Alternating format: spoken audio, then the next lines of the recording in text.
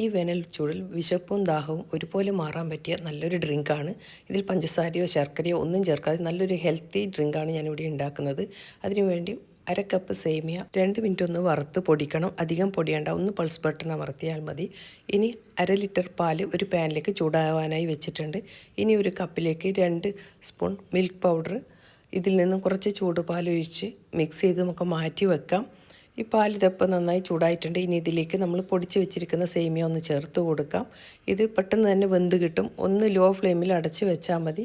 ഇതിലേക്ക് മിക്സ് ചെയ്ത് വെച്ചിരിക്കുന്ന മിൽക്ക് പൗഡർ ചേർത്ത് കൊടുക്കാം.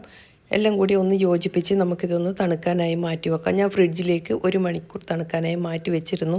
ഇതിൻ്റെ ഫുൾ വീഡിയോ ലിങ്ക് താഴെ കൊടുത്തിട്ടുണ്ട്. അപ്പോൾ നിങ്ങൾക്ക് എൻ്റെ ഈ വീഡിയോ ഇഷ്ടമായിട്ടുണ്ടെങ്കിൽ അതുകൂടി കണ്ട് സപ്പോർട്ട് ചെയ്യണേ. ഇനി ഇതിലേക്ക് ഞാൻ കുറച്ച് റോസ് എസൻസ് ചേർത്ത് കൊടുക്കുന്നുണ്ട്. ഇതിപ്പോൾ നന്നായി തണുത്തിട്ടുണ്ട്. നിങ്ങൾക്ക് ആവശ്യമുണ്ടെങ്കിൽ മാത്രം റോസ് എസൻസ് ചേർത്ത് കൊടുത്താൽ മതി.